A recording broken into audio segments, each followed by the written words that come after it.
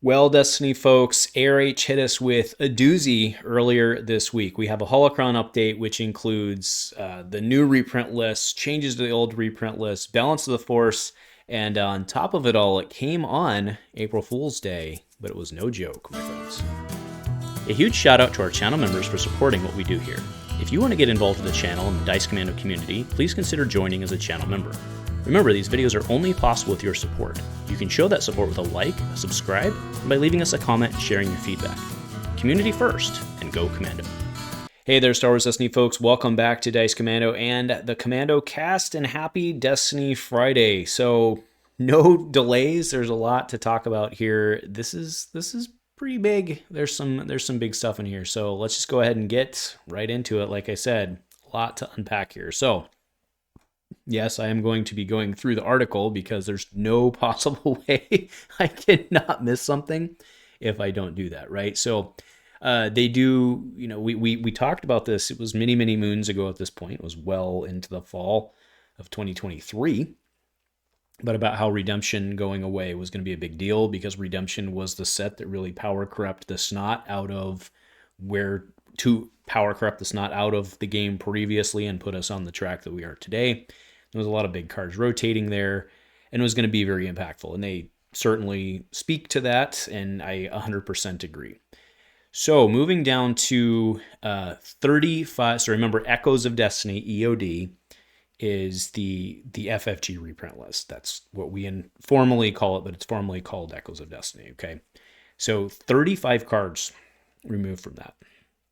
Now, that seems like a lot, and it is a lot, but when you consider the fact that they're also bringing in their own reprint list, right, it makes sense. They need a manageable card pool. Makes sense to me, okay? So, but there's some biggies here, right? So we have Poe Dameron more than a pilot. Okay, so the reason that one's a biggie is because, for a long time, there was the prevailing theory that two-player sets should be legal. Okay, so that's off there. We have Kylo Ren Tormented 1 has been removed from the list. Guavian Enforcer has been removed from the list. Okay, we also have Rey Finding the Ways has been removed from that. So, two-player set. Right, effectively. If it's out there still on the shelves, if people pick it up, great for them, but it'll lead them here, but they won't be able to use it. That's fine. Hired gun removed. Endless ranks. That's an interesting one. I don't think it was doing anything, to be honest. Maybe it was. Maybe it was seeing play. I'm not in the league and stuff, so maybe somebody was doing it. But maybe they've got something coming to that point. All right. So tell you what, I'm not going to read all of them. What I'm going to do is I'm going to kind of point to some of them that I think are big. Lightsaber pull and lightsaber throw are interesting. I don't know how much play either one of those was seeing. So it makes sense. First aid is a big one. Well, is it though? There's other things that do what it do. So I think that one's okay. The Separatist landing craft, completely fine. Hunker down makes sense. Handcrafted lightbow F11D, again, things, right? It's fine. We have talked a bit about before, like you may as well just reprint instead of doing something else. But like F11D rifle, you can do many things like that. Maybe they can iterate on it. Again, if the prevailing thought here is that a lot of the stuff is seeing play because it's already been power corrupt on, I think it's perfectly fine to just remove it and overall remove bulk, right? Just remove bulk's not the right term because that implies bunches of common cards, but remove bloat. How's that? I think remove bloat. Okay, Force Wave being removed. That's it served a. Again, I don't think it was seeing much play, but it served a purpose. So that one I could see maybe making its way back. I think it's one of those cards that doesn't see play, but the fact that it exists potentially changes things. Maybe not. Right? Darth Vader's lightsaber makes sense. Take that away so you can do other stuff. We do go down to Commander Pyre. I really like Commander Pyre. and then his blaster with him. I really like Commander Pyre. I think he was still good even in the redemption era, post-redemption era. I think he was still good because one of the, well, we're skipping ahead, but one of the things that they're adding to their own list is Relentless Advance, and, you know, Pyre was pretty cool on that with the archetype. So maybe we see him come back, maybe not. And then Fight Dirty, I think that one makes sense. Okay. They are, though, bringing 35 cards to Echoes of Destiny from FFG. And there's some interesting stuff on here. The ID-10 Seeker Droid, right, that's very interesting. Chewie's Blaster Rifle, I think that's probably being brought back because of Chewie, right, which we've seen the spoiler for. I don't know that we've covered it here yet at the time of... I actually haven't released that video yet, so fair enough because this came up. But yeah, so we've had Chewie. The one I'm really scared about is the LR57 combat droid, because that one was kind of, people were kind of building decks around that. If you remember that like weird like 9-month break, it was between SOR and CM where they like did rebalances while we're waiting on CM to come. People were starting to like kind of do some stuff with that because you could, you know, do the thing and then make it stronger. So that's kind of interesting. Yeah. And then the TIE Bomber actually is interesting as well on there. Nothing else here. You know, Nexus of Power is, I keep saying interesting. Nexus of Power is interesting that they'd bring that back. Maybe there's something they want to do there. It is kind of cool to have that out and they give you something to do your modifiers for. It's pretty neat. Other stuff on here, you know, cultural records with Thrawn, Punishing One with Dengar, right? I see a lot of stuff on here with the spoilers that we've seen that inherently to me just seem more flavor and pairing based, more so than them trying to go somewhere. But then there's the other stuff on here that, you know, you can look at and you're like, okay, that doesn't probably go with anybody, right? You look at like Sith Teachings, you look at like Shakedown, you know, Deadly is on there, which is interesting. So yeah, very, very interesting. Okay. So note that it's net. I kind of misled on that earlier, right? It's net neutral on the FFG, 35 off, 35 on. And then when we go into the ARH ads, there's 41 cards coming back. Okay. That's a lot, because you need to remember that those 41 cards are from 2 sets. Now, keep in mind that they're forming the ARH reprint list. So right now, the ARH reprint list is 41 cards. Okay. So, but it's out of the 2 sets. So will that increase over time? Probably. Right. So let's go over, I think all of these are worth talking to. So Veers is coming back along with Relentless Advance. I think those are both cool. Xana is one that I kind of expected to come back because I think she fills that niche there. Pirate Loyalist. Fury makes complete sense. It's just, again, it serves your bigs. There's not really much else you can do. Mandalorian Vibrox is kind of in that same vein. Cyber Center also is on there. Again, I think we talked specifically about that one right there. There's just a lot of good battlefields, and like battlefields are really hard to do. So it makes sense to leverage good battlefields that are just good, right? And by good, I mean not too good, right? Sweet spot battlefields. Okay, the Snowtroopers back also fits with Veers. We have Second Sister coming back. Okay, very cool there.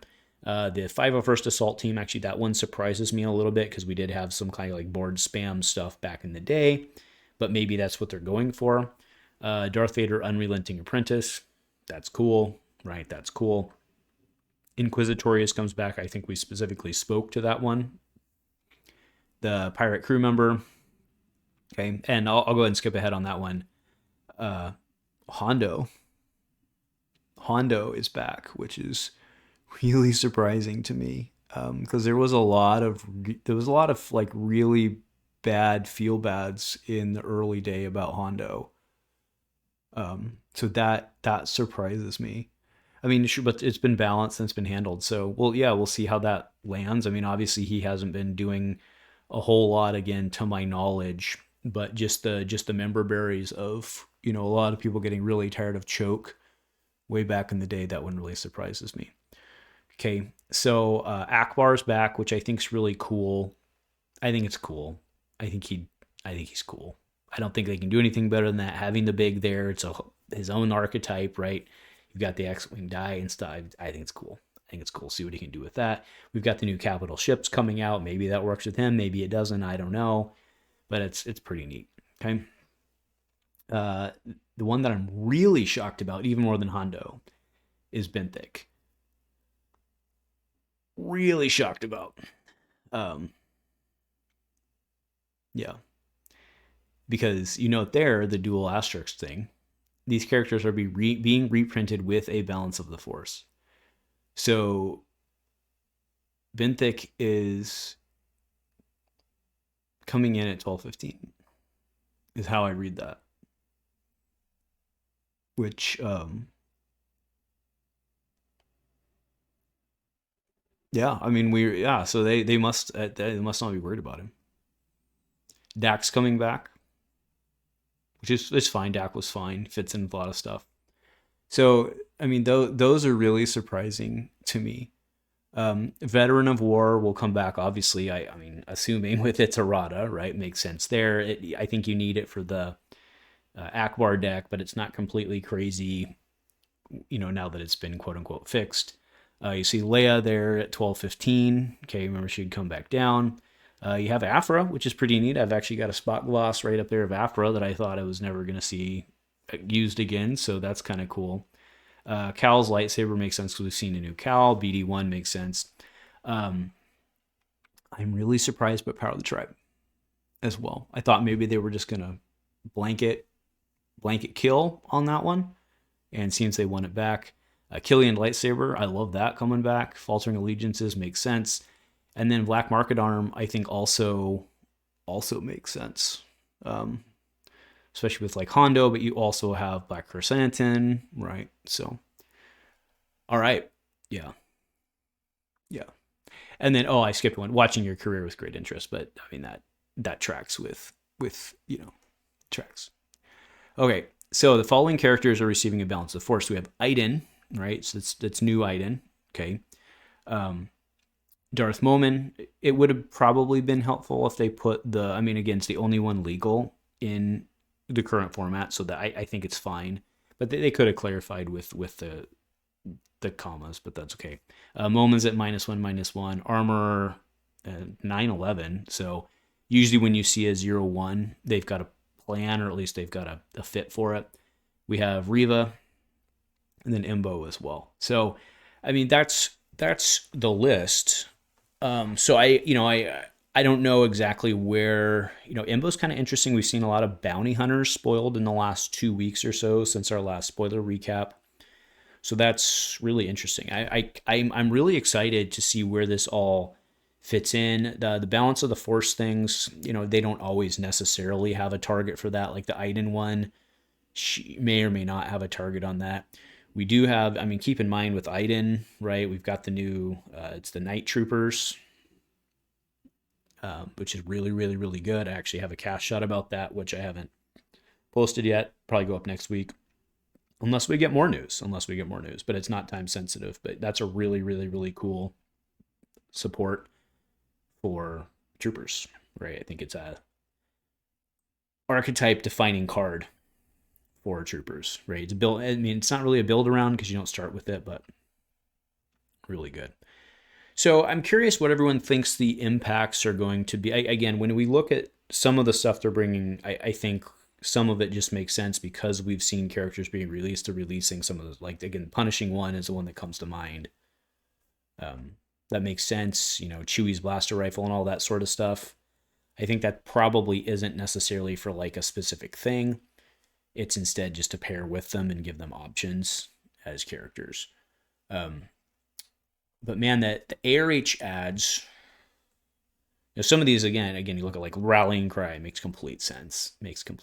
Bounty Averted makes complete sense. You need ways to drop that stuff. But yeah, Hondo, I think maybe Hondo and Benthic are, especially Benthic coming in with the points, bring back run and gun pew pew control. So this is going to be very interesting to see what comes out in this next set and how they handle it. Because Benthic was a very big player for a long time. I think at 15 points, he's pretty good. So anyway, let me know, folks, what you're thinking. Nothing else. Go Commando.